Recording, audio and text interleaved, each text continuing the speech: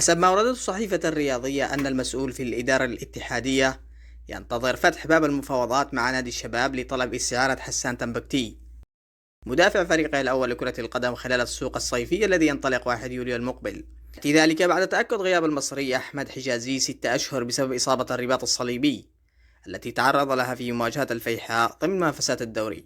وطبقا للمصادر وافق البرتغالي نونو سانتو مدرب الفريق على استعارة المدافع الدولي في حال تمت الصفقة، وفي حال تعقدت الأمور فستبحث الإدارة عن حلول أخرى محلية أو أجنبية في خط الدفاع.